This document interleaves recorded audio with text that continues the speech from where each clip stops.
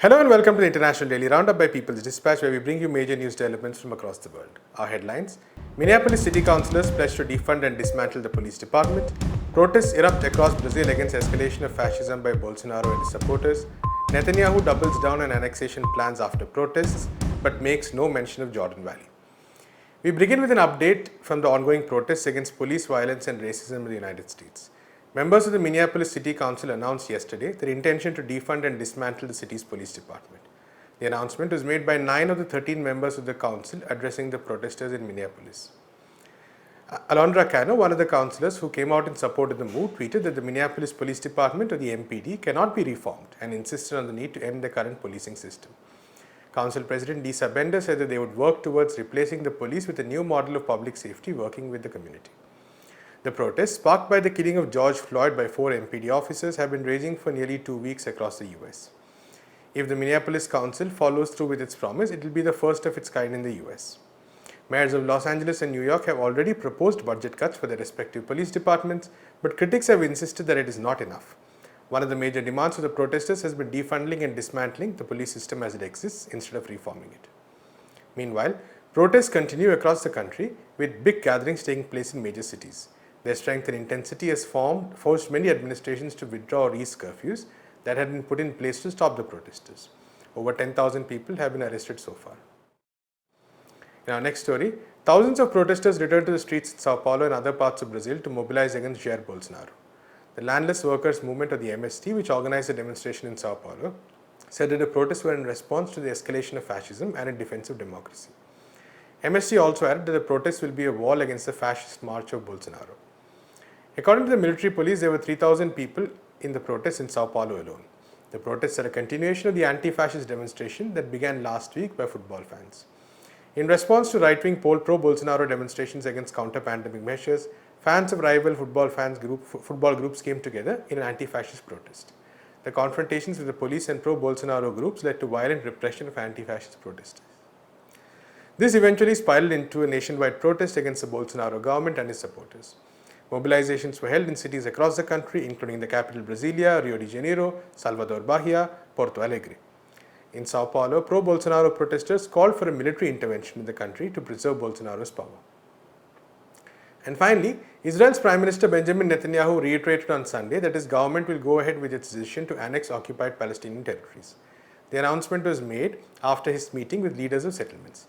This reaffirmation comes a day after massive protests were held across Israel against the annexation plan. The Israeli government plans to formally annex large parts of the occupied West Bank on July 1st. Several observers, however, noted that Netanyahu's statements on Sunday were a step down from his earlier proposals regarding the annexation plan. According to his previous statements, his government was planning to annex all the settlements in the entire Jordan Valley in the occupied West Bank. On Sunday, however, he refrained from mentioning the Jordan Valley. Israel has around 450,000 of its citizens living in more than 130 illegal Israeli settlements on Palestinian territories militarily occupied by Israel. On Saturday, thousands of people came out in protest in Tel Aviv. The protests were organized by the left-wing Meretz party and the communist faction of the pro-Arab Joint List, along with others. They were also joined by at least one Labour MP who is currently supporting the Netanyahu-led coalition government. In our In Focus section, we bring you a segment of a conversation between academic Vijay Prashad and Professor Nadira Sharut-Kevorkian of the Hebrew University of Jerusalem. She talks about the killing of Iyad al-Halak, a Palestinian in his 30s, some days ago. Halak, who was autistic, was shot and left to die by the Israeli border police. His death sparked protests in the region.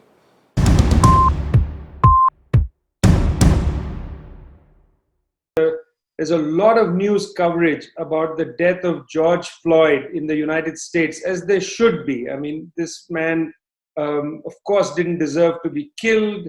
The reaction of the police in the United States is extraordinary against protesters and so on. But around the same time, this young man was shot to death in Jerusalem. Could you talk a little bit about the murder of Iyad al-Halak? Yeah, well, as you said, what went on in the U.S. and what is going on in the U.S. against the Black community, the racism, the racialization of the system, the fact that Black lives do not matter, and the incarceration of Blacks is higher than whites, and the whiteness of the system that is there to really dispossess the Black community, the history of slavery. So add to all this, because, and there the call for equality.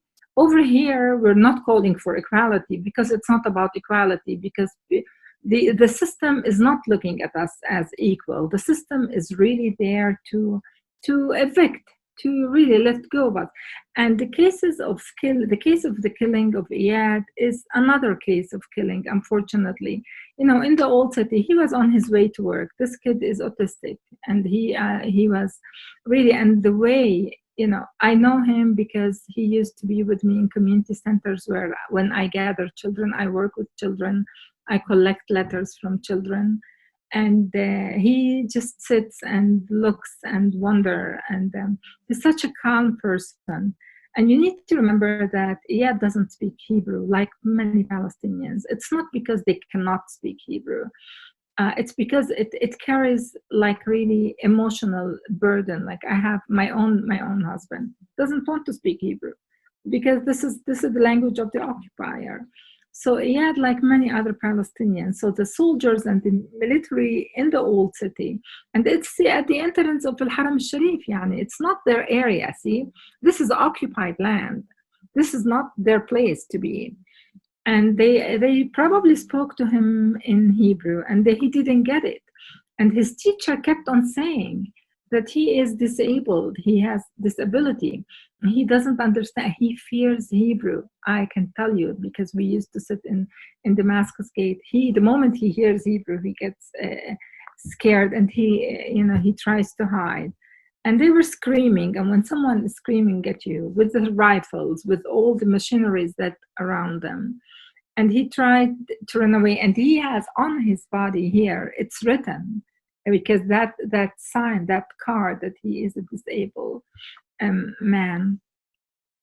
And they run after him. They killed him beside the trash cans. It's that, it's that wounding that is not the wounding of his body, but it's the body of a general community that knows that in minutes they can kill someone without being sure, without checking, without understanding, without being attentive, without being reminded that they are the occupiers. They are in our areas, not the opposite. This is his way to his work, to his school, not the opposite.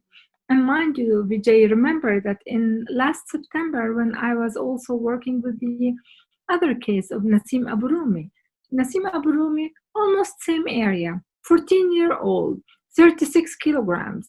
They just killed him in minutes. So this execution of kids, of people, without thinking, and the argument usually, oh, they're afraid. Well, if you're afraid, don't be here. If you're afraid, just don't come here. Don't be here. You're afraid because you know that the land is stolen, that the area is occupied. Otherwise, you won't be afraid.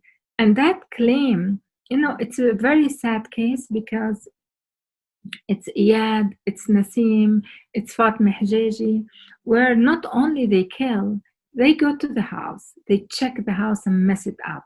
They go to the teacher and she's interrogated for hours. In the case of Nasim Abu Rumi, they took the body and we were struggling. I remember visiting the family in Laizariyin, and his mother was begging me, Yani, please just find a way, let them return my son. He's 36 kilograms, he's short, he's tiny. Why did they kill him? And I remember the discussion with the family in their backyard, in their front yard actually, when his sister, 11-year-old, told me, because we were discussing how can we convince the Israelis to return the body, as in the case of Iyad, because not only they kill, then you need to ask the Israelis to bring the body back, to give him the proper farewell, to allow the family to have a closure, to comprehend and understand. And with the case of Nasim, we needed to go to court. And the court is in Jerusalem. And his father is an ex-political prisoner. So he was unable to go to the court. And of course, his mother can't cross. And his sister came to me and she's like, but Doctora, they killed him. How can they try a dead body? So when you think about it, how those kids are able to comprehend the marking of the dead body, even the marking, the mere writing over the dead body as unwanted, as otherized. In the case of Iyad, they knew that it was all on camera. And, technology is playing to our hand because, again, remember, the old city is packed with cameras. And people are all with cell phones, like the case of George Floyd. This is what happened. In the case of Muhammad Abu Khdeir before, it was the camera of one of the shops that saved us and allowed us to know that somebody kidnapped him. Because at first the Israeli news said, oh, he's gay and the family killed him and these are honor crimes. So even, collecting evidence is really curbed by the entire system.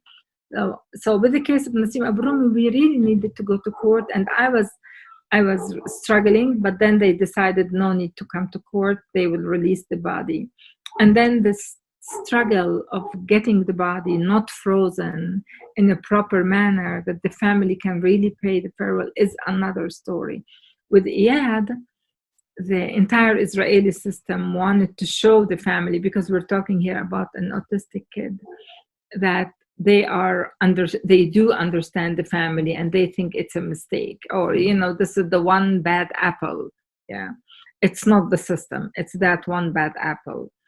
And they wanted to go and pay their condolences and think about a Palestinian family that just lost a child, that needs to be kind and nice to those good Israelis, including the mayor of Jerusalem, Moshe Leon, and including others that wanted to go and to pay their condolences. And the mess around it. 2 days ago, I don't know what, it was yesterday night that one of the Knesset members went there and there was a big fight and Palestinians hit him and he ended up in the hospital and so many people are under arrest. So the condition, Jerusalem is this slow violence that is always there.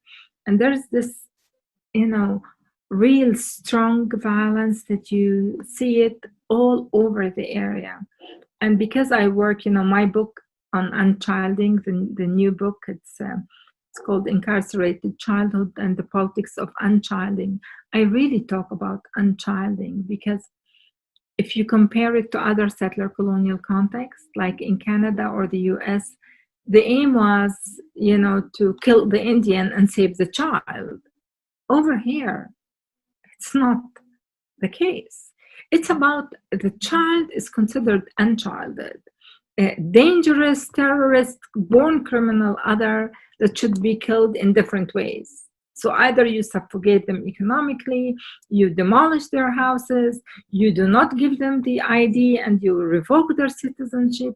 So it's a different system of dispossession that is hard at work in every single aspect of life over here, in education, and sometimes it's in those benevolent modes. It's in the name of saving and caring, like the case of Iyad, where everybody wants to go and pay their condolences, and just leave the family alone, let them comprehend what goes on. Yeah, it's a sad situation. And if you talk to shop owners here, and this is what I do when I go grocery shopping in the old city every day or every 2 days, is that the situation is so sad. They were all with the Quranic versions and with the adhan because they were afraid of they can't show their anger and their agony and the pain. So the best way is to put the adhan, to put the mu'adhin and the prayer, to show that there is mourning, a sense of mourning. So they can't fight the music and the prayers. But it's a very sad condition. That's all we have in this episode of the International Daily Roundup. We'll be back tomorrow with news developments from across the world. Until then, keep watching People's Dispatch.